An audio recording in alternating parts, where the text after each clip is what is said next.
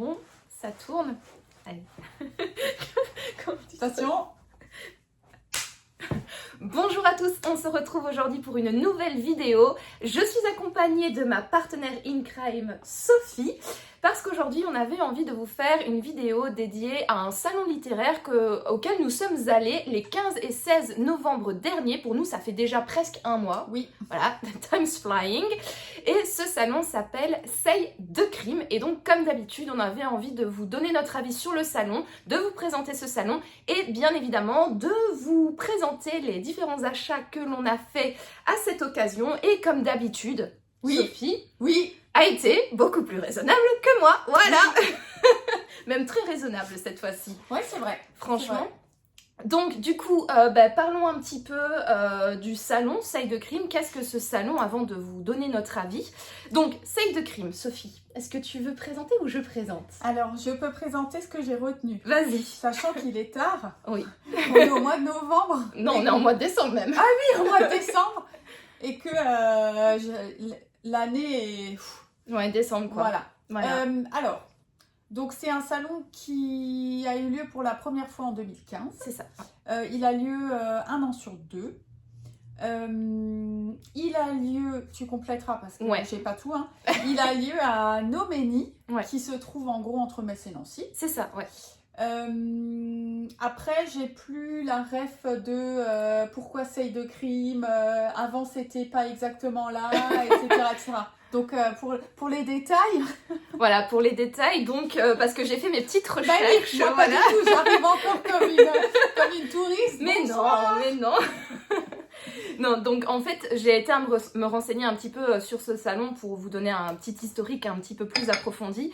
Donc en fait, à l'origine, le salon se tenait entre deux villes, donc Noménie, qui est la ville dans laquelle le salon se déroule toujours, et Arré et An, donc qui sont situés dans la communauté de communes de Say et Grand Couronné, ouais, c'est ça.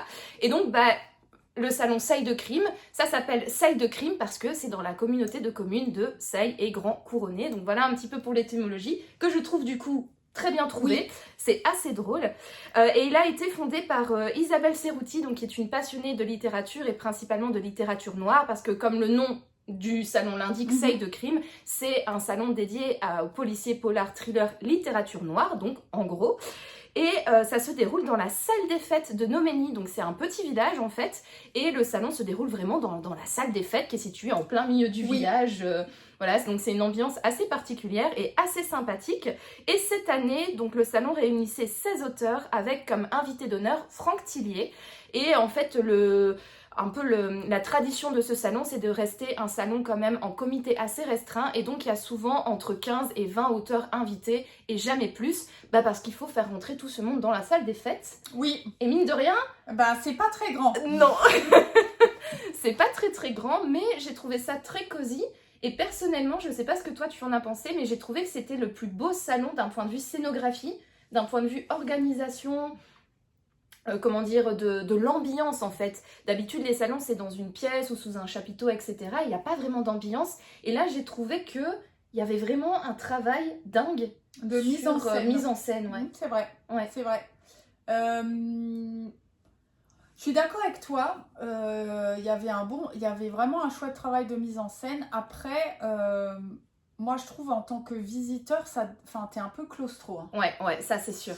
Ouais. T'es un peu claustro et en plus, il y a quand même eu beaucoup de monde pour la, peut-être pas la taille du salon, mais la taille de la salle en tout cas dans laquelle. Et honnêtement, je trouvais que quand on faisait la file, ça avait quand même un côté un peu oppressant, je trouvais. Ouais, je trouvais aussi. Je comprends que pour les auteurs ce soit chouette parce que eux ils sont derrière leur table finalement, bon ils sont comme tous les autres salons. C'est ça. Mais je trouve que pour le chaland, Ouais. C'est un peu oppressant. Oui. En tout cas, nous, on y allait un peu en mode touriste en disant ouais, personne connaît, on va y aller à 14h, il y aura personne, ou 15. Ouais, mais ça, en fait, ça, on n'a pas encore dit au salon. En fait, il n'est pas ouvert, donc c'est lors d'un week-end, les 15 et 16 novembre. Ouais. Mais pour le samedi, en fait, le salon n'est ouvert que l'après-midi, de 15 à 18h. Et nous, on est arrivé à 16h en se disant, c'est bon, en 2 heures, on aura le temps de faire tout le tour des auteurs qu'on veut voir. Ouais. Par contre, le dimanche, ça, c'est sur toute la journée. Oui. Voilà, donc de 10 à 18 ou quelque chose comme ça, je pense. Je crois que c'est ça. Ouais. Oui, donc nous, on est arrivé un peu la fleur au fusil et finalement, il y avait beaucoup de monde. Franck Tillier, autant nous dire que il nous était bien passé sous le nez parce que en fait, on est arrivé, il y a une queue, mais bon, machin, et puis le temps de faire le tour de la salle, en fait, là, c'était terminé pour le samedi. Ouais, c'est ça. Donc en fait, peut-être un peu expliquer comment est l'ambiance pour que vous arriviez mieux à comprendre ce qu'on veut dire. En fait, quand on arrive dans la salle des fêtes, donc c'est un long couloir et la salle principale est à droite. Quand on rentre dans une petite partie bar avec des petites tables pour manger une petite crêpe, boire une petite bière, voilà, pour se restaurer avec 2-3 petites choses. Et puis ensuite, tout le reste de la salle en fait est entouré d'un énorme drap noir, pas jusqu'en haut, mais très très haut pour nous, quoi. Et en fait, on rentre donc par une ouverture entre deux draps. Et quand on arrive à l'intérieur, les lumières ne sont pas du tout allumées et la seule luminosité provient en fait de petites lampes qui sont mises sur les tables des différents auteurs. Donc, on a ce grand drap noir et cette lumière hyper tamisée qui donne du coup une ambiance feutrée qui est hyper agréable. Enfin, moi, j'ai vraiment bien aimé, mais c'est vrai, comme disait Sophie, en fait, on est dans une salle des fêtes d'un petit village, donc la salle est relativement petite. Et en fait, comme nous sommes allés le samedi et que le salon n'est ouvert que entre 15 et 18 heures, je pense que tout le monde qui voulait aller le samedi était condensé sur ces 3 heures. Et donc, on s'est vraiment retrouvés là, donc dans une ambiance très sombre, vraiment avec un clair-obscur, vraiment clair-obscur. Beaucoup de monde, il faisait super chaud en plus. Il faisait chaud, Et même la météo en général, c'était un week-end où il faisait vraiment très très chaud à l'extérieur. Et donc du coup dans la salle, ça se ressentait. En plus on était plus ou moins en hiver, donc on avait quand même les gros manteaux, l'écharpe, tout ça. Donc voilà, on était chargés. Et c'est vrai que du coup tout ce monde en fait condensé dans ce petit endroit faisait que c'était pas l'ambiance la plus agréable niveau monde, on va dire ça comme ça. En tout cas, nous, on s'est beaucoup fait bousculer. Enfin, moi, en tout cas, je me suis beaucoup fait bousculer. Oui, c'est vrai. Les gens étaient un peu bourrins. Et je dois bien dire, c'est la première fois que j'ai ressenti... je sais pas, où je trouvais que les gens n'étaient pas si agréables que ça. Je sais pas si toi t'as eu la même chose, mais je trouve que dans les autres salons, à chaque fois qu'on croise les autres passionnés de lecture, et surtout dans les salons polars, il y a une certaine, je sais pas, bonne humeur générale, où tout le monde discute avec tout le monde, où personne ne râle sur les autres, où logiquement, bon, on se fait peut-être parfois bousculer, mais c'est quand même très très rare. Et là, à part Léa, qu'on a rencontrée dans la file pour Cyril Carrère, je sais pas, moi je trouvais que les gens n'étaient pas très agréables, et combien de fois 2 fois, on s'est fait passer devant dans la file, quoi. Par quelqu'un sans foi ni loi qui se permet comme ça de... Enfin, je sais pas, j'ai jamais eu une expérience comme ça, à part à Iris Noire où il y en a une qui nous a crié dessus parce qu'on discutait trop avec Céline Dangean. Mais c'est différent. Je pense que ça vient En fait, je pense que le problème, c'est qu'il y avait beaucoup trop de monde pour l'espace. Qu'est-ce qui se passe ? Ça veut dire que les files, elles font un peu n'importe quoi.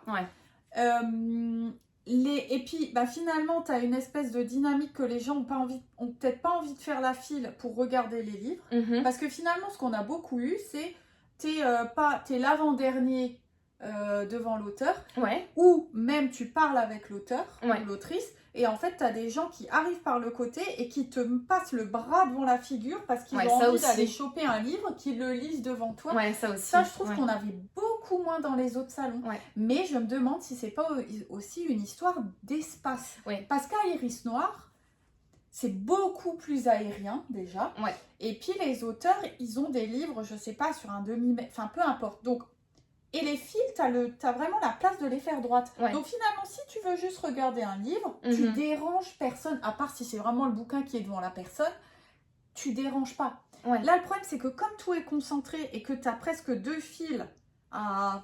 Ouais. Voilà. Ouais. Ben, une personne qui veut voir un livre, déjà, elle est obligée de bousculer tout le monde. Ouais, ouais. Et après, je dis pas que c'est bien, hein, mais je pense que c'est aussi la dynamique de l'espace qui a fait qu'on était beaucoup plus bousculé que sur d'autres salons. Oui. Et puis mine de rien, comme c'est sombre, moi je suis persuadée qu'il y a beaucoup de gens qui, quand c'est sombre comme ça, ont moins la... C'est bête à dire, mais ont moins voient moins les distances, etc. Et je pense que ça... Au même titre qu'il y en a qui n'aiment pas conduire la nuit et qui sont un peu, en anglais on dit clumsy la nuit, tu sais, un peu, comment on dit ça? Un peu, tu sais, quand tu fais tomber des trucs comme ça. Oui, un peu plus maladroit. Et maladroit, merci. Et du coup, moi je pense qu'il y a peut-être aussi un truc de... parce que franchement, parfois, je trouvais que même les lumières, si tu as un peu des couvertures sombres, avec une écriture pas blanc, oui, c'est compliqué à lire. Devinais un peu. Je sais pas, est-ce que c'est ça? Est-ce que juste les gens étaient moins agréables? C'est possible.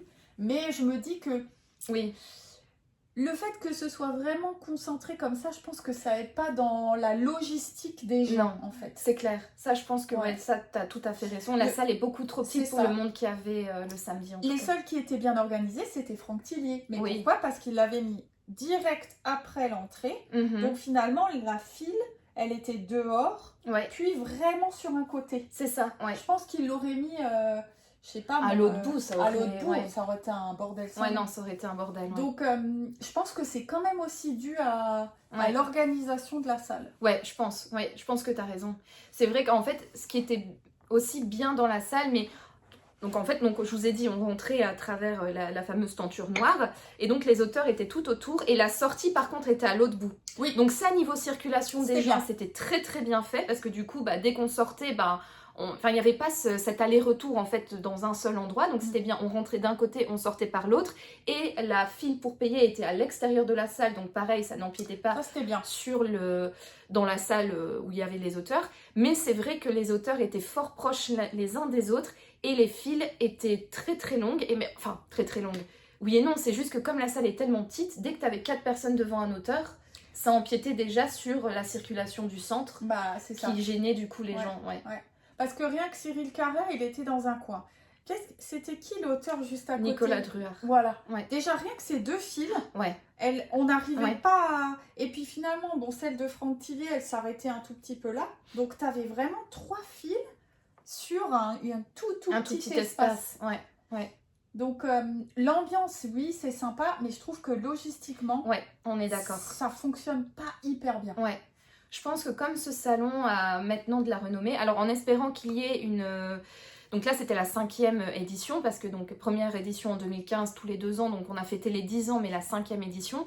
En revanche, Isabelle Cerruti disait quand même qu'elle ne savait pas s'il y allait avoir une saison 6, donc en 2027, parce qu'il y a vraiment un problème au niveau de tout ce qui est subside.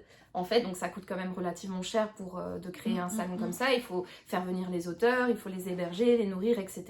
Puis toute la logistique, louer la salle, le matériel, etc. Les tables, les lumières, etc. Donc c'est vrai que ça demande un certain budget. Et malheureusement, ce salon ne reçoit pas assez de soutien. C'est un peu triste parce que moi j'ai trouvé que c'était vraiment chouette déjà d'avoir un salon dans un milieu rural. Clairement, d'apporter la littérature dans une ville... qui n'est pas Metz, Bruxelles, Paris, Nancy, etc. Donc ça, c'était cool. Mais je pense que ce salon, étant donné que c'est une exception dans la région, ça attire de plus en plus de monde. Et donc, du coup, va peut-être falloir penser à, effectivement, trouver un lieu un petit peu plus grand. Toujours en restant...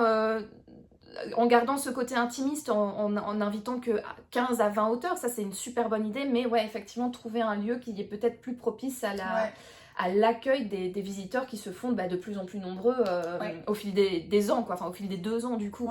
C'est ça. Parce que c'est vrai que là, moi c'est le gros point négatif du salon, c'est vrai que c'était ça, et aussi c'était le temps d'attente. Je sais pas, ça m'a un peu... c'est vrai. Autant pour Franck Tillier, je comprends, parce que c'est vrai que c'est THE auteur connu, donc on se dit, oui, il y avait quoi, 1 heure d'attente? Plus d'1 heure? 2 heures? 1 heure, attends. Oui. Ah non, 1 heure, t'as raison. 1 heure, Pourquoi j'ai 2 heures? Ah, peut-être. Mais je sais pas, j'avais 2 heures aussi, au moment où tu l'as dit, je me suis dit, ah mais oui, t'as raison, mais bon, je sais plus, ou 1h30, 2h. Ouais, il y avait quand même, beaucoup de monde. Si tu prends quelques minutes, surtout il avait l'air de prendre quand même quelques minutes pour discuter à chaque fois. Après, ça a l'air d'être un peu intimide, donc je pense pas non plus qu'il parlait avec les gens pendant une demi-heure, mais... Ouais.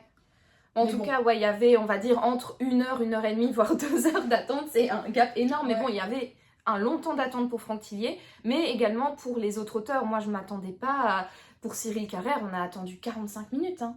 Je ne m'attendais pas à attendre, pardon, on va recommencer. Je ne m'attendais pas à attendre autant. Et pareil, pour Daniel Thierry, j'ai aussi attendu... Ah bon? Ouais, quand même. T'as eu le temps de sortir de la salle, de revenir chercher tes affaires, de retourner aux toilettes. Et t'as encore attendu au moins un bon quart d'heure avec moi. Ouais, c'est vrai. Et alors qu'il y avait il y avait une personne devant moi et puis une personne qui m'a passé devant. Voilà. Qui est bon. Après, est-ce que c'est pas l'effet petit salon où les gens se disent en fait c'est un petit salon, du coup on va prendre le temps, discuter avec les gens, c'est possible, hein? Oui, je pense que c'est ça. Après c'est pas plus mal parce que c'est vrai que du coup nous aussi on a pu parler aux auteurs autant qu'on le souhaitait, donc c'est vrai que on attend mais on a aussi la récompense de parler aux auteurs. Mais tu vois, moi je compare toujours à Iris Noire. C'est un grand salon avec beaucoup de monde. Pourtant, les auteurs prennent autant de temps pour discuter. Et à Iris Noire, on attend 20 minutes maximum, tu vois. Peut-être que ça tourne plus aussi. Hein. Mais parce qu'il y a plus d'auteurs. Là, en fait, le truc, c'est que tu en as 16, dont au moins la moitié sont quand même connus. Ouais. Si tu lis un peu, que tu suis un peu Bookstagram, je veux dire, c'était quand même pas mal. Oui, il y avait du beau gratin. Hein. C'est ça. Il y avait Claire Favant, Franck Tillier, donc Cyril Carrère, il y avait Daniel Thierry, Stéphane Gala... Ophélie Cohen, il y avait qui d'autre? Il y avait Jacques Saucé, c'est ça? Non. Jacques Saucé. Si, Jacques Saucé était là. Qui y avait d'autres? Notre ami Antoine Renan. Nicolas Druard. Donc, je veux dire, c'est quand même pas mal de grands noms. Ouais. Donc, je me dis, tu te répartis moins. À Iris Noire, ça tourne. Et puis, il faut pas oublier, à Iris Noire, t'es 2 jours full. Hein. Oui, c'est ça. T'es 2 jours là aussi. Ouais.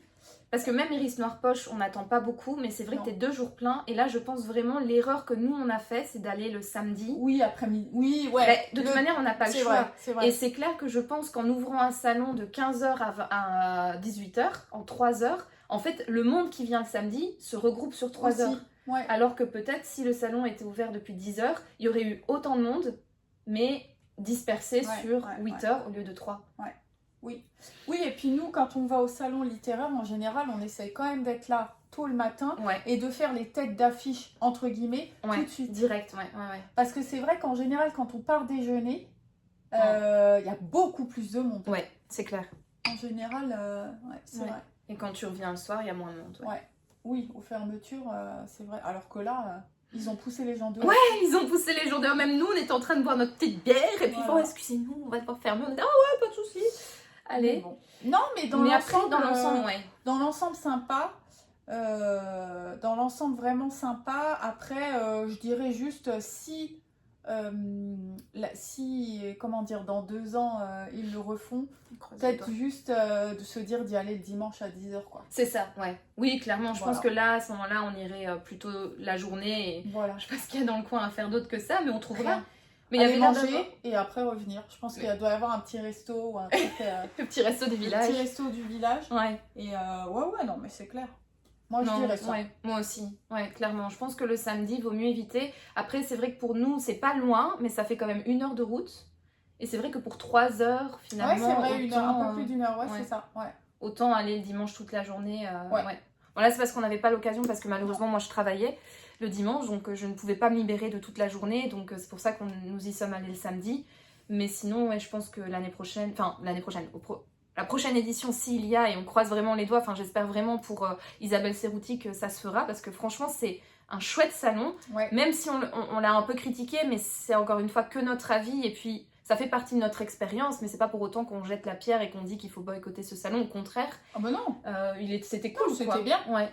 C'était très bien. Mais on espère que pour la prochaine fois, peut-être revoir ça, quoi. Enfin, ou revoir, ou alors nous, on y va le dimanche et Oui, moi je dirais revoir nos heures de visite. Plutôt. Ils vont pas changer grand-chose, le concept est sympa.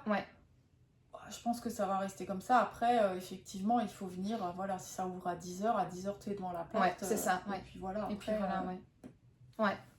10 heures devant la porte et puis c'est parti pour toute la journée. C'est ça. Et c'est vrai que quand t'es là toute la journée, faire 45 minutes de fil, c'est un peu moins rageant que quand t'es là 2 heures, quoi. Bah, c'est ça. Parce que ça te bouffe quand même quasi la moitié de ton temps sur place, quoi.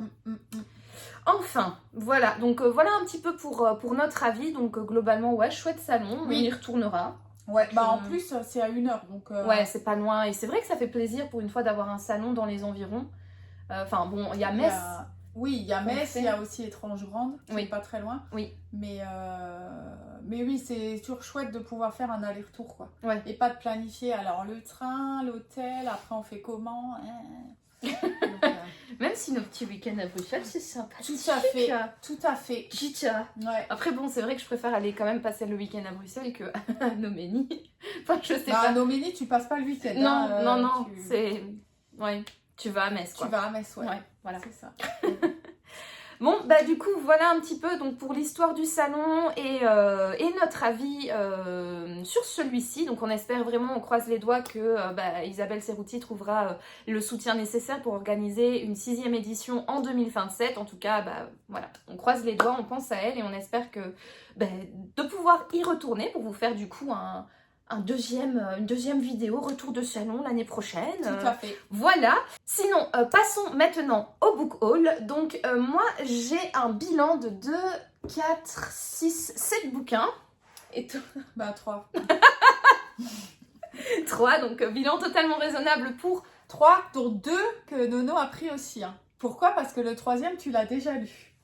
Oui, c'est vrai. Ouais, le 3e, j'ai déjà lu. Ouais. Sinon, je pense que je l'aurais pris aussi. Bah oui. Mais bon, je l'ai déjà. Donc, voilà, il est même juste là, je pense. Ouais. Tu vois, il est là. Ouais. Cool. Trop bien. Parce que c'était une très très bonne lecture. Écoute, du coup, tu commences. Du coup, je commence, oui. Alors, le premier auteur que nous sommes allés voir, c'était donc Cyril Carrère.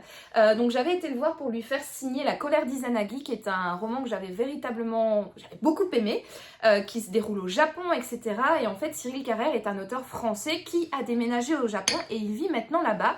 Donc, son livre se déroule... Donc au Japon, il parle de la société japonaise et des aspects un petit peu méconnus de la société japonaise.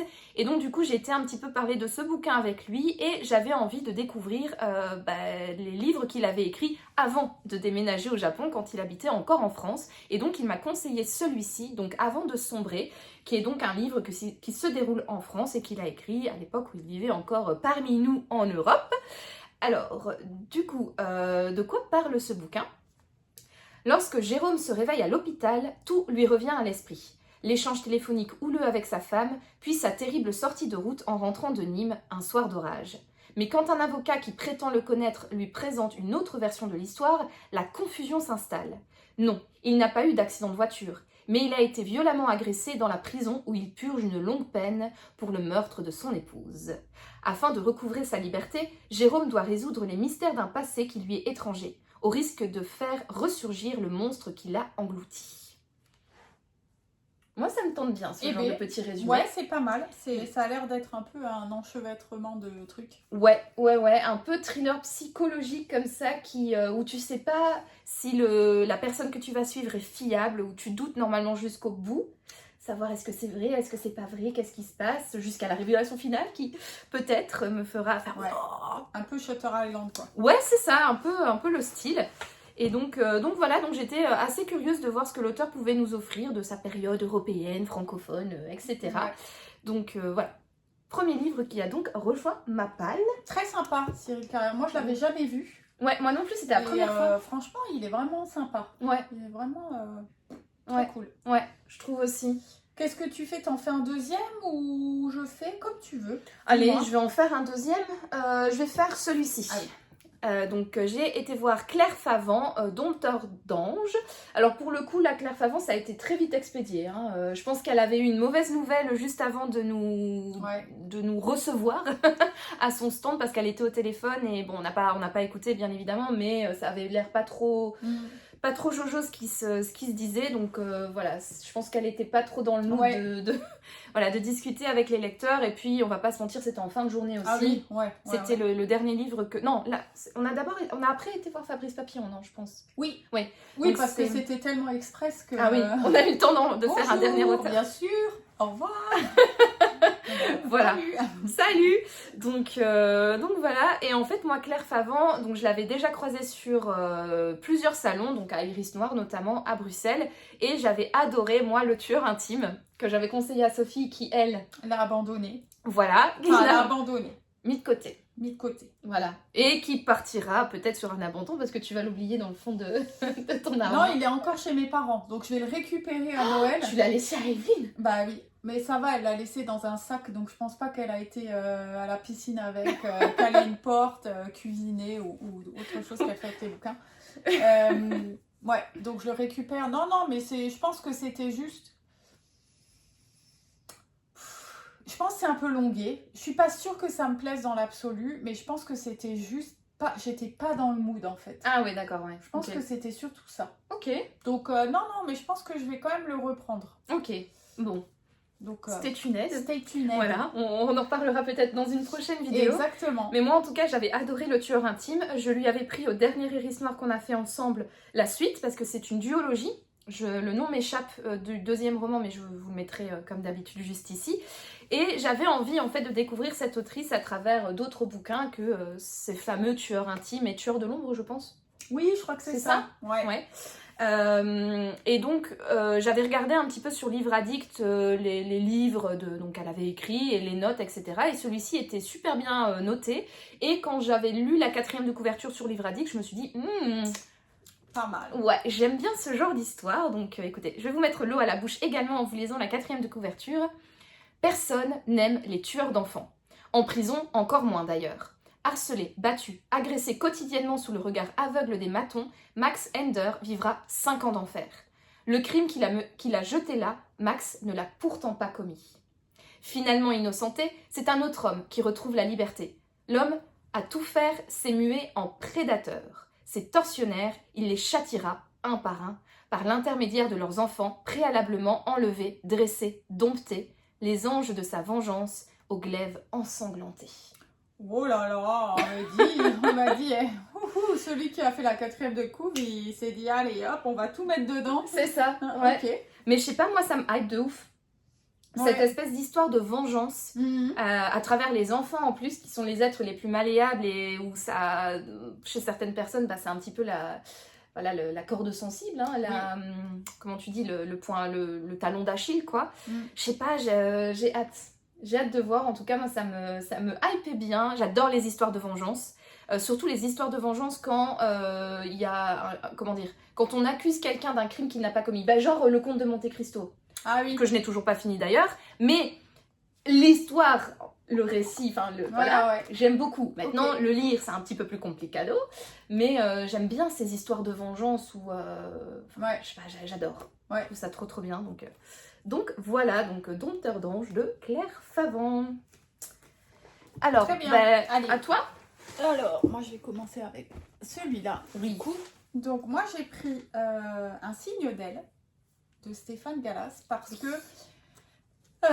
j'ai lu, on l'avait vu à Étange Grande. Ouais, Étrange Grande, ouais. Ouais, Étrange Grande, en 2024 du coup. Hein. Ouais, c'est ça, ouais. Et je lui avais pris les ombres de... Je dis toujours les sorcières, n'importe quoi, les ombres de Salem. Oui, c'est ça, ouais.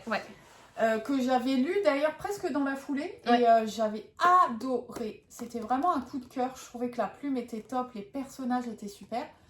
Et donc du coup, je m'étais dit, tiens, la prochaine fois que je le croise, je lui prendrai... ces deux... je crois qu'il en a 3 depuis longtemps, non?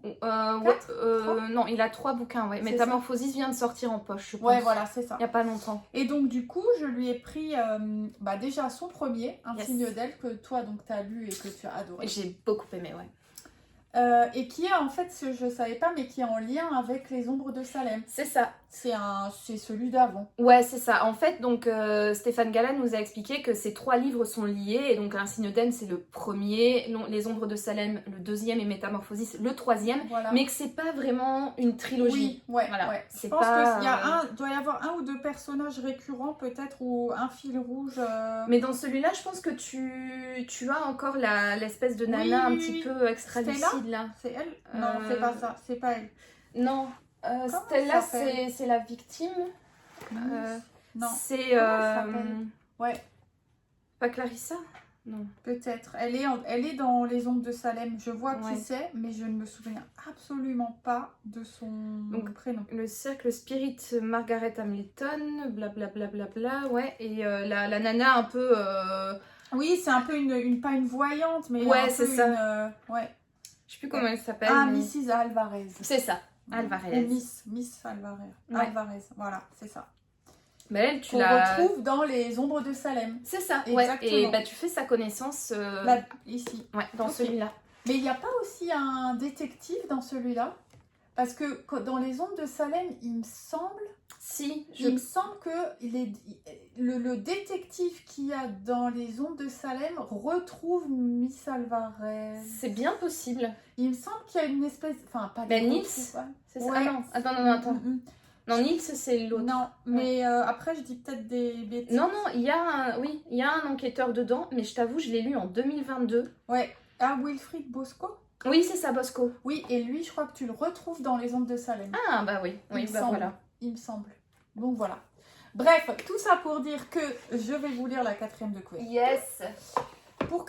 Alors, 1, 2, 3, on recommence. Pourquoi Stella Le Carré, la fille la plus convoitée de New London, a-t-elle jeté son dévolu sur Niels Edwards, adolescent insipide et solitaire? Stella en est si étrangement amoureuse qu'elle lui propose de se suicider avec elle. Leur amour deviendrait ainsi éternel. Et si tu te dégonfles, je reviendrai d'entre les morts et je te pourrirai la vie jusqu'à ce que tu me rejoignes. Gorge serrée, ventre noué, Niels accepte, mais lorsqu'il s'agit de sauter, c'est la panique. Seul le corps de Stella se fracasse sur le béton. Dévasté, Niels s'enferme dans une culpabilité mêlée à une peur irrationnelle, celle du retour de Stella. 15 ans plus tard, alors qu'il semble avoir enfin trouvé un semblant d'équilibre auprès de Gabriel et de leur fils Oscar, un message glaçant apparaît sur la buée d'un miroir. « Tu as promis ». Aussitôt, les signes se multiplient. Niels en est convaincu, Stella l'appelle. Mais ce qu'il disait, c'est qu'il mettait toujours un peu de surnaturel dedans. Du surnaturel, mais toujours avec une explication concrète. Ouais, exactement, c'est ça. Donc voilà, non, franchement, j'ai hâte parce que j'avais vraiment beaucoup aimé Les Ombres de Salem. Je trouvais que c'était vraiment, vraiment très bon. Donc écoute, hâte de lire celui-ci. Ouais. Il partira peut-être en vacances avec moi, je ne sais pas. Bah franchement, moi je l'avais lu, je me souviens, c'était sur un week-end, parce que du coup je l'avais reçu dans le cadre du prix des lecteurs du livre de poche en 2022. Ouais. Donc t'as le magnifique macaron encore collé dessus. Voilà. Donc c'était un des livres qui était en concurrence pour le mois d'août, et je me souviens en fait l'avoir lu dans mon lit en un week-end. Ouais. Vraiment, tellement je l'ai trouvé vraiment prenant, je l'ai trouvé vraiment bien. Et ouais, t'as ce côté très... comment dire, surnaturel, et en fait tu sais jusqu'à la fin tu sais pas quoi. Tu sais pas est-ce que c'est vraiment surnaturel ou est-ce qu'il va avoir une explication concrète ou quoi. Tu t'es toujours un peu dans le doute comme ça, et puis finalement je trouve qu'il laisse bien planer le doute quoi. Ouais, quand même un petit peu ouais, parce que je pense que celui qui disait qu'il mettait des révélations plutôt concrètes, c'est l'autre, c'est Fabrice Papillon qui nous disait ça. Que bah oui, parce que lui, c'est le scientifique. Ouais, c'est ça. Et Stéphane Gala, non, justement. Il laisse planer le doute jusqu'au... Ouais, parce que dans Les Ombres de Salem, t'as quand même un côté un peu... Tu sais pas, quoi. Un surnaturel / spirituel. Ouais, bah voilà, c'est la même chose, là. On va dire ça comme ça. Tu sais que, bon, c'est très peu probable... Mais c'est pas la science-fiction de la nana elle vole, tu vois, c'est pas ça. Mais c'est juste ce qu'il faut pour que ce soit un peu mystique. Ouais, voilà, bah là, c'est exactement ça. Voilà. Ouais. Donc trop hâte. Ouais, franchement il est bien. Je peux vous le conseiller chaudement. Faites comme Sophie, suivez mes recommandations. Ok. Allez, à toi. À moi. Bah du coup, moi j'ai été voir également, on en a parlé tout à l'heure, donc Danielle Thierry, et je lui ai pris carrément 2 bouquins, parce qu'en fait, en allant discuter avec elle, donc c'est sous la recommandation de beaucoup d'entre vous, en tout cas de beaucoup de personnes qui me suivent sur Instagram, que j'ai été voir Danielle Thierry, parce que j'ai reçu beaucoup de messages qui me demandaient si j'avais déjà lu cette autrice, et en tant qu'amatrice de littérature noire, on m'a dit non mais c'est une personne incontournable dans le genre, donc policier, thriller, polar, etc. Donc tu dois aller voir Danielle Thierry, en plus elle est super sympa, etc. Donc prends-lui un bouquin. Et beaucoup de personnes m'avaient du coup recommandé de prendre celui-là, donc Le sang du bourreau, qui est en fait le premier tome qui met en scène donc son enquêtrice, la commissaire Edwige Marion, donc qui est son personnage récurrent. Et on m'avait dit, bah voilà, commence par celui-là, c'est le premier de sa saga et tout et tout. Et en fait, en allant discuter avec elle, elle était un petit peu, elle se posait la question de pourquoi en fait on m'avait recommandé celui-là, et elle disait oui parce que oui, ok, d'accord, c'est dans celui-là que vous allez rencontrer pour la première fois donc Edwige Marion, mais en revanche moi je suis pas quelqu'un qui va s'attarder sur la vie de mes personnages principaux, on s'en fout, vous êtes là pour l'enquête, pas pour leur vie, et donc du coup bah oui, elle évolue un petit peu dans les tomes, mais finalement c'est pas, enfin vous allez pas vous spoiler en lisant le tome supposément 4, puis en partant au 1, puis en lisant le 7, je sais plus combien il y en a, mais il y en a quand même pas mal. Et donc elle m'avait dit, bah en fait, pourquoi vous choisissez celui-là? Et bah moi je lui ai répondu, bah oui, en fait on me l'a énormément conseillé, mais alors du coup, vous, lequel me recommanderiez-vous? Donc je prendrai celui-là, c'est clair et net, parce qu'au début, quand je lui ai dit, bah allez-y, du coup recommandez-moi-en un, elle avait dit, bah non, si tout le monde vous recommande celui-là, prenez-le. Je fais, ok, je le prends, mais du coup, vous, lequel vous me recommanderiez? Et donc elle m'a recommandé donc Sex Doll, qui est celui-ci, qui est, oui, pareil, c'est aussi donc une enquête de la commissaire Edwige Marion, donc son personnage récurrent. Et elle a beaucoup parlé de celui-là quand on l'avait rencontré, autant celui-ci, vraiment, voilà. Mais celui-ci, donc elle nous avait rencontré qu'en fait, elle nous avait raconté, pardon, qu'en fait, elle, quand elle écrit, enfin, quand elle... quand elle cherche la thématique d'un bouquin, elle s'inspire énormément des faits divers et de la réalité. Et là, en l'occurrence, elle avait rencontré un gars qui tenait un Airbnb avec des chambres avec des poupées...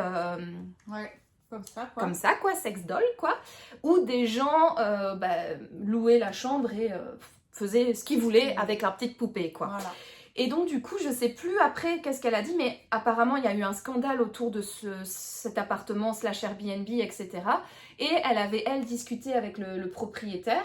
Alors je sais plus si c'est le propriétaire de l'appartement ou si c'est la personne qui louait l'appartement. Enfin bref, il y a eu tout un schmilblick comme ça, mais bon, elle a rencontré le monsieur qui tenait l'espèce de maison de poupée pour adultes. C'est ça. Voilà. Et du coup, en discutant avec lui, lui est venue l'idée un petit peu de ce roman. Et donc voilà, c'était pour nous expliquer qu'en gros, elle se basait énormément sur des faits réels pour écrire ses romans, et que bien évidemment, ça partait de faits réels, mais tout ce qui était dans le roman était imaginé, quoi. Voilà, c'était pas des histoires vraies, c'est pas des true crime, mais c'est inspiré, voilà, elle trouve son inspiration dans la vraie vie. Et donc elle a longtemps parlé sur ce bouquin, et elle me l'a chaudement recommandé, et donc je me suis dit, quoi de mieux, enfin... Qui est la mieux placée pour me recommander un livre de Danielle Thierry? Danielle Thierry herself. Et donc, voilà. J'ai pris également celui-là. Donc, je vais vous lire les résumés. D'abord, Du sang du bourreau, parce que du coup, c'est le premier tome. Entièrement dévêtue, Nicole Privat est allongée sur un lit. À son côté, un homme séduisant, beaucoup plus jeune qu'elle, de ceux avec qui elle n'a jamais osé rêver avoir une aventure. Alors qu'il s'attarde dans la salle de bain, elle s'impatiente. Mais quand la porte s'ouvre enfin, surgit une femme aux cheveux blonds, outrageusement maquillée et perchée sur de hauts talons. Nicole éclate d'abord de rire avant de remarquer la folie dans son regard. Quelques jours plus tard, c'est une véritable boucherie que découvre la commissaire Marion. Et ce n'est que le début d'une succession de meurtres similaires. Qui a bien pu commettre ces crimes atroces? Un authentique sadique? Un monstre se faisant passer pour un homme ordinaire?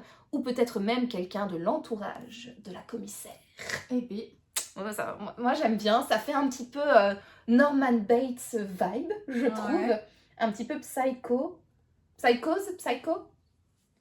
Or she's sweet but a psycho? Non? T'as pas la ref? Je sais pas qui la ref.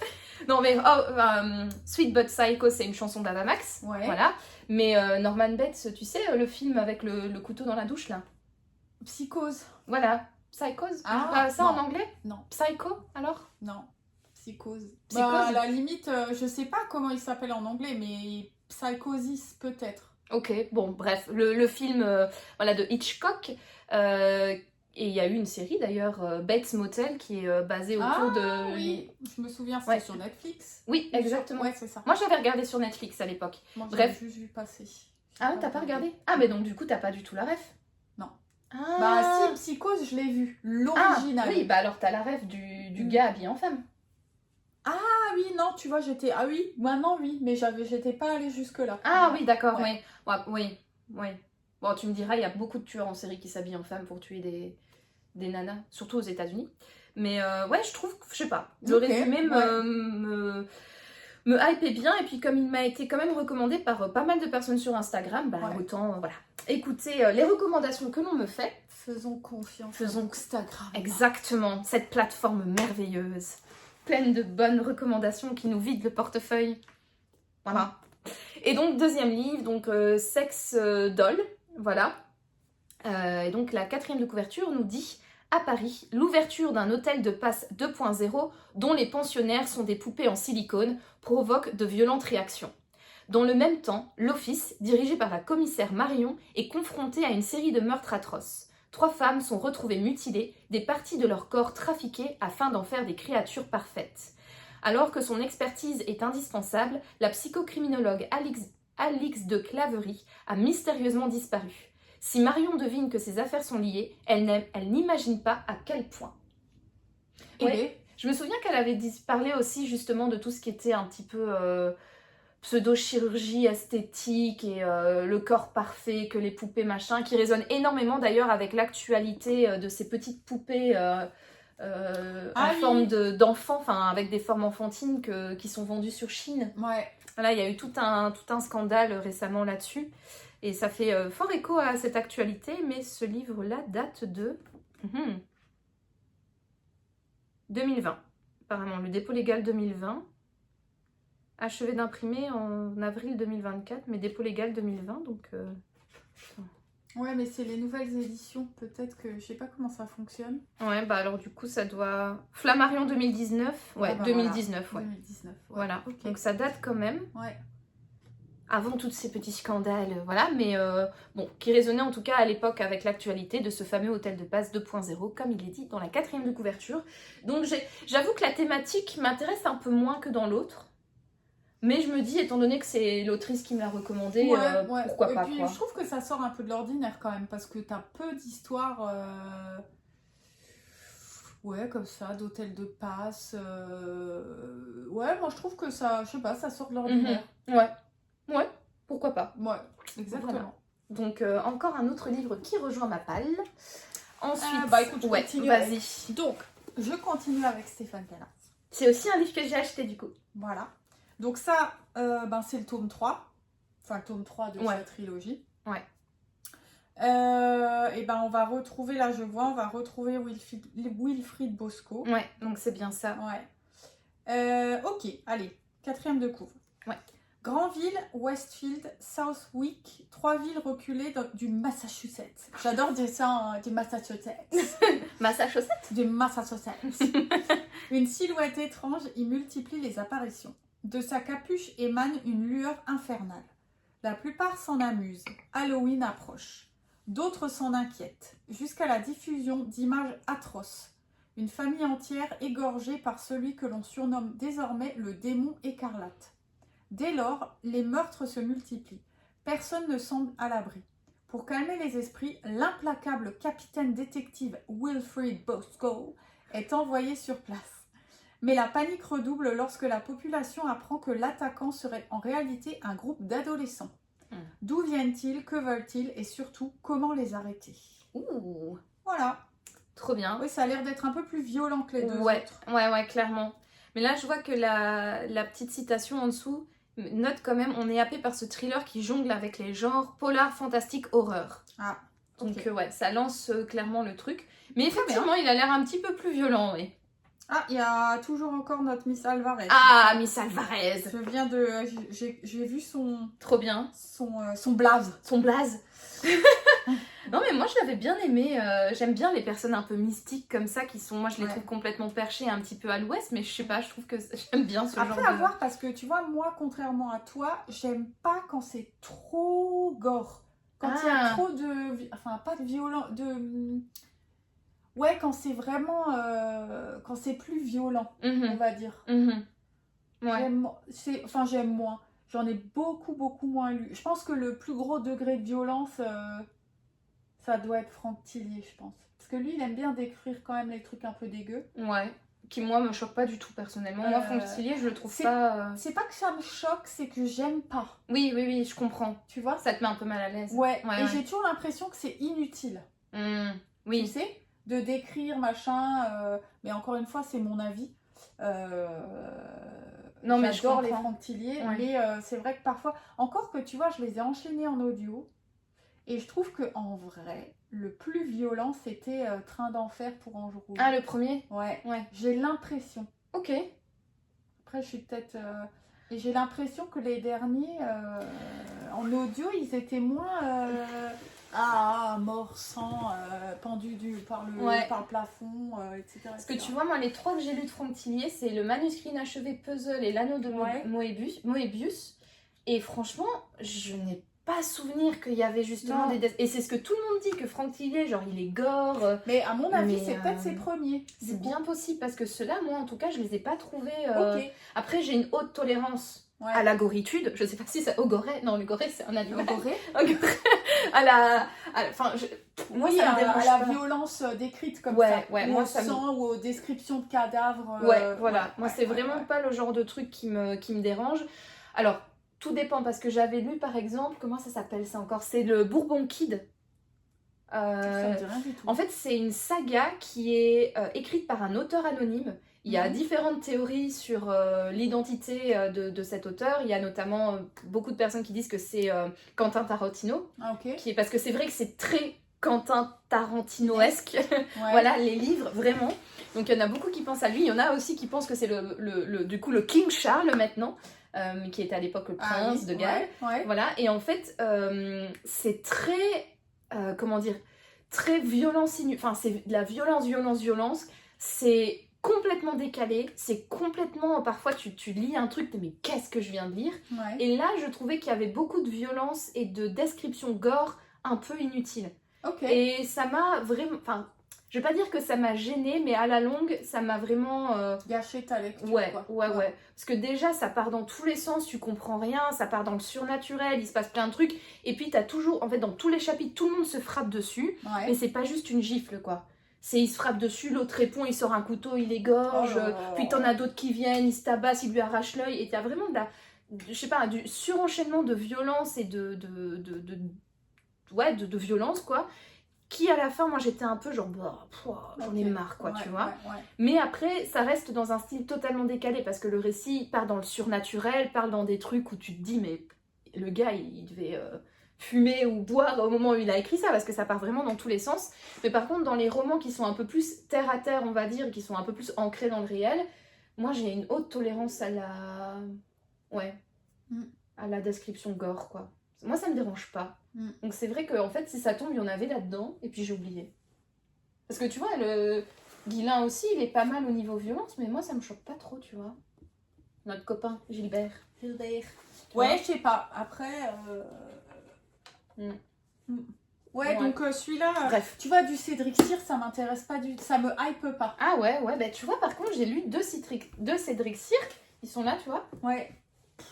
Bon, je veux que ça allait quoi. Ah, au niveau de... Ok. Moi, j'ai pas été si choquée que ça quoi. Ok, parce que j'avais l'impression, comme c'était vendu sur les réseaux, c'était sans boucherie. Bah moi je croyais ça, et c'est pour ça que j'ai pris deux de ses bouquins.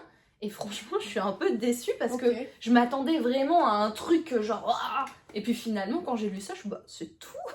Mais moi, Nono, elle en veut plus. Mais qu'est-ce qui se passe? Donc tu vois, peut-être que j'ai vraiment une tolérance... possible. Plus élevée quoi. Donc écoute, ça pourrait être intéressant du coup d'avoir ton retour et le mien sur ce bouquin-là. Si ça se trouve, c'est juste la 4e et puis il est pas... Voilà. Peut-être, mais c'est vrai qu'il a l'air plus violent que les deux autres. Ouais, c'est vrai. Et en tout cas, moi, de tous les échos que j'ai eus par rapport aux personnes qui ont lu les 3 bouquins, celui-là était à chaque fois leur préféré. C'est vrai? Ouais. Ok. Oh, bah, tiens. Donc j'ai hâte en fait de le lire aussi pour voir ce qu'il en est. Ouais. Parce que moi j'avais beaucoup aimé Un signe d'elle. J'ai pas lu Les ombres de Salem. Oh là là, moi j'ai adoré. Mais il faut que je le lise. Il est dans ma palle des livres à lire prochainement. Adoré. Ouais. Il y a un personnage que j'ai trouvé incroyable. Oui, tu avais dit la sœur. Ouais, la petite sœur, qui m'a fait beaucoup penser à Abigail dans La dernière allumette de Marie Vareille. Marie Vareille, merci. Ouais. Donc, c'est des personnages que je trouve hyper attachants. Ok, bah, j'ai hâte de lire, mais en tout cas, donc Sophie, enfin on a discuté avec Stéphane Gala du coup au salon et tu as tellement parlé de ce bouquin avec tellement d'entrain et d'engouement et moi tout, j'ai adoré. Que tu m'as donné envie de le ressortir, donc il est là dans ma palle et de base je voulais me le caser en novembre mais j'ai pas eu le temps, malheureusement. Non, j'ai vraiment adoré. Après toi, je sais pas s'il va te plaire autant qu'à moi parce qu'il est... Moi je trouve que c'est... presque... comment dire? C'est presque plus de la psychologie. Enfin, comment dire? Je trouve que tu as un gros focus sur les personnages plus que sur ce qui se passe. Je sais pas comment dire.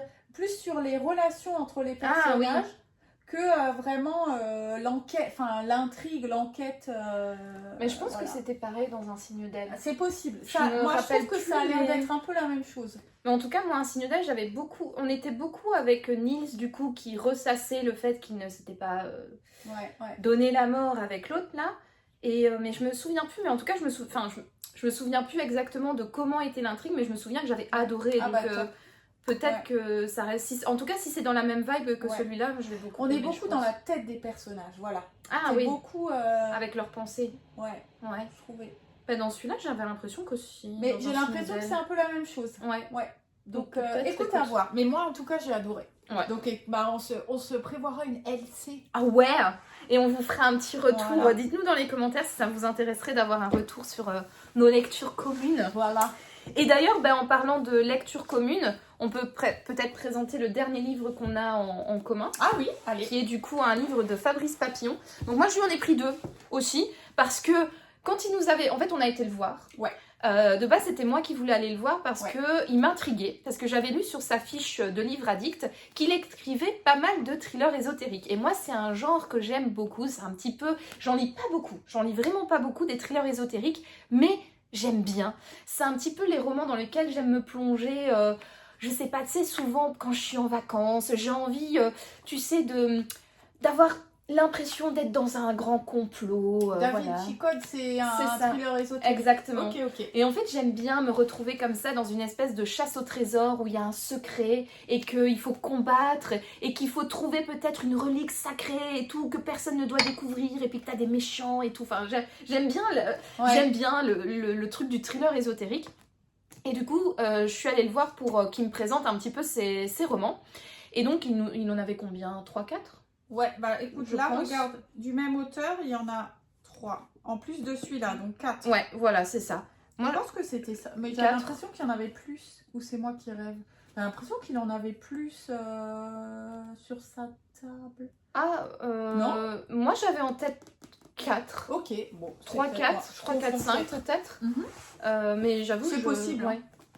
Et du coup, j'ai été le voir, enfin on a été le voir, et donc moi je lui dis, écoutez, je vous ai jamais lu, donc allez-y, expliquez-nous un petit peu vos bouquins. Et donc il commence à nous décrire les bouquins. Il y en a un, j'ai entendu un mot, j'ai dit, elle va le prendre. Voilà, c'est celui-là.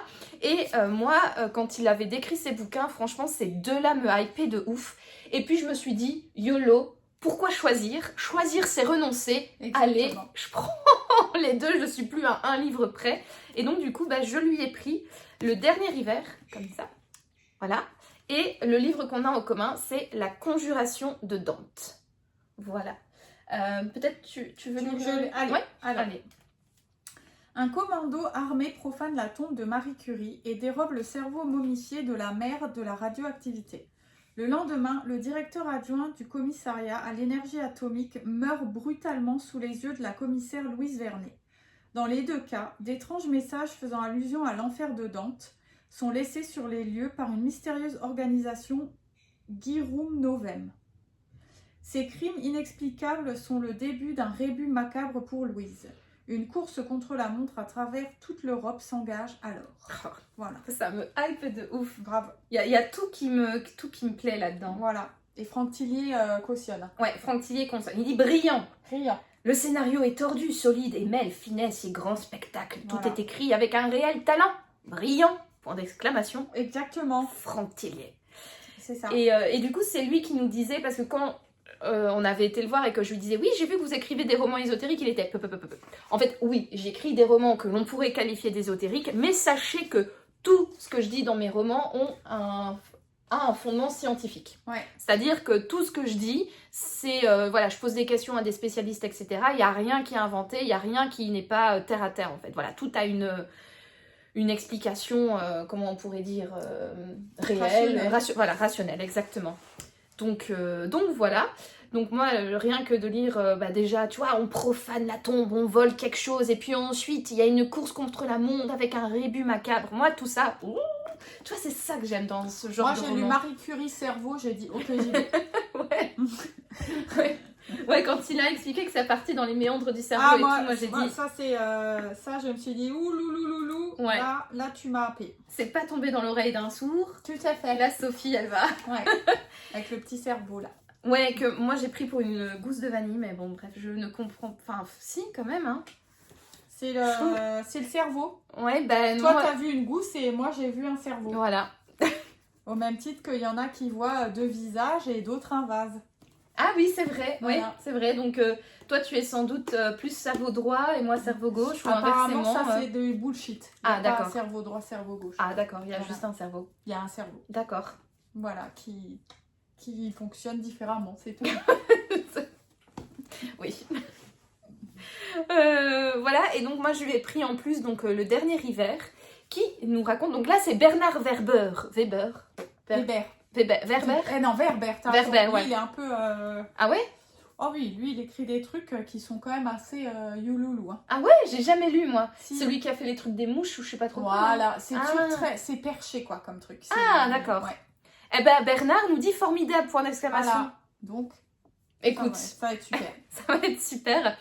Et donc, 415 après Jésus-Christ, Alexandrie, Hypatie, la célèbre philosophe, brûle, assassinée.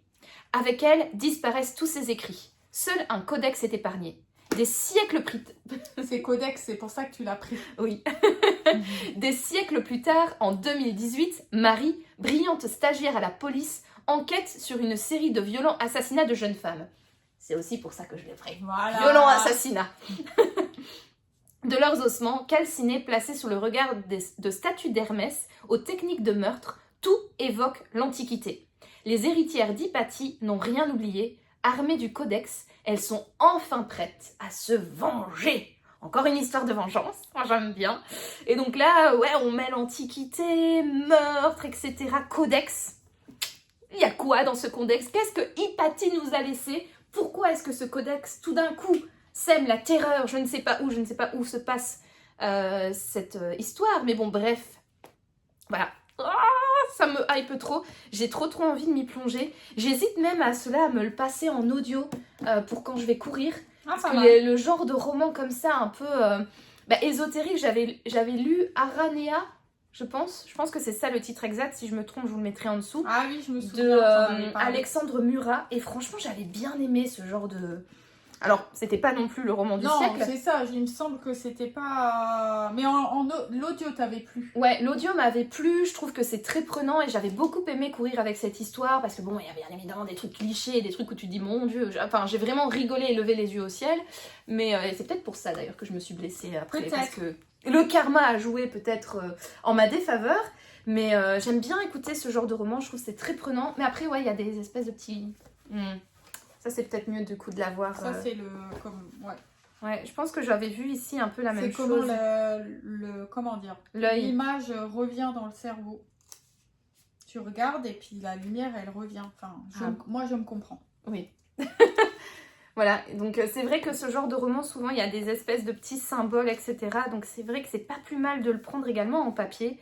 Mais je me dis, pourquoi? À voir. À voir. Bref. Il y a l'air d'en avoir qu'un. De petits schémas. Ah ouais? Je pense que c'est juste pour expliquer comment le cerveau voit, entre guillemets. D'accord. Et donc Ah, mais il y a plein de trucs sur le cerveau que je trouve génial. Ah, tu vois, là, il y a une petite carte. J'ai vu une petite carte. Ah, oui, là. Ici. Ouais. Petite Google Maps. Ouais. Ouais. Enfin voilà, du coup, le dernier auteur que l'on a été voir, donc Fabrice Papillon, j'ai adoré discuter avec lui. Je l'ai trouvé hyper intéressant, ce monsieur, qui a fait, alors, Cannes, Hippocane, je sais pas, je m'y connais pas parce que je suis pas française, en histoire, puis finalement qui travaille pour la télévision, c'est ça? En fait, il a fait des études littéraires. Et ensuite, il est passé en... Oui, il a fait de la télé, etc. Mais c'est surtout qu'ensuite, il est parti en biologie. Ouais, voilà, c'est ça. Un truc biologie, blue, ou un truc qui n'a rien à voir. Et je me suis dit, waouh, c'est génial. Ah bah voilà, Fabrice Papillon, journaliste scientifique, producteur de nombreux documentaires et l'auteur de 8 ouvrages, ah bah tu vois, de vulgarisation scientifique. Voilà, c'était ça. Avec d'éminents savants dont Axel Kahn. Historien de formation, c'est ça, donc il avait fait Cagne ou Hippocagne, mais je sais pas du tout c'est quoi ça, mais bref. Mais Cagne, Hippocagne, c'est pas de l'histoire, c'est de la littérature, c'est ce que tu fais, c'est des études de lettres. Ah, d'accord, enfin, ok. À moins que tu puisses faire de l'histoire, mais pour moi, Cagne, Hippocagne, c'est vraiment les études de lettres en France. Ah, d'accord, ok, oui, ok, d'accord. Historien de formation, il signe un thriller édifiant d'une maîtrise spectaculaire, donc pour celui-là. Ouais, écoute, j'ai la même chose avec son bon après ça dépend. Avec son troisième roman, l'écrivain s'impose comme l'un des maîtres du techno-thriller. Ah, d'accord, donc c'est polar scientifique. Lui, il disait beaucoup qu'il écrivait des polars scientifiques. Oui. C'est pour ça que j'ai dit ouais, ça me plaît. Voilà, mais en tout cas, échange très intéressant avec cet auteur. Et de façon globale, moi je suis vraiment contente de ce salon. Donc à part avec Claire Favant où ça a été vite expédié, mais bon, voilà, on ne sait pas ce qui s'est passé et ça ne nous regarde pas de toute façon. Mais sinon, tous les auteurs, c'est vrai qu'on a attendu, mais on a quand même eu, on va dire, la récompense de pouvoir échanger quand même assez longuement avec eux, de discuter de plein de choses. Et moi, franchement, j'ai trouvé que toutes les discussions qu'on a eues étaient méga intéressantes. Ouais. Que ce soit avec Stéphane Gala ou avec Cyril Carrère, avec Fabrice Papillon. C'était vraiment très chouette. Franchement, c'était vraiment chouette. Ouais, très bien, je valide.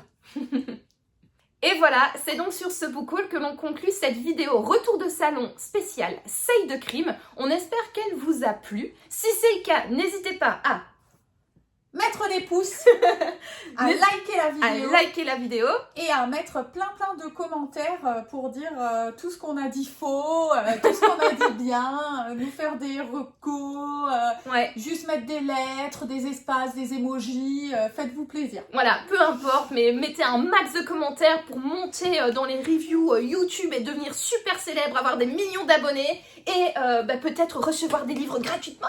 Voilà. Qui sait, en service presse, ça pourrait être pas mal, non? Bah voilà. Voilà. Et sinon également, pour soutenir cette chaîne, n'hésitez pas à vous abonner, c'est important. N'hésitez pas également à vous abonner au compte Instagram de Sophie, je vous mettrai juste ici, pardon. Mais si vous êtes des habitués de la chaîne, vous savez que c'est les épilogues de So, bien évidemment. N'hésitez pas également à vous abonner à mon Instagram à moi, pourquoi pas, donc un air littéraire, donc comme cette chaîne YouTube. Et donc, en attendant de vous retrouver dans une prochaine vidéo, on vous souhaite de passer une excellente journée, une excellente soirée ou une excellente nuit, peu importe. Et on vous dit à bientôt pour de nouvelles aventures livresques. Ciao! Ciao!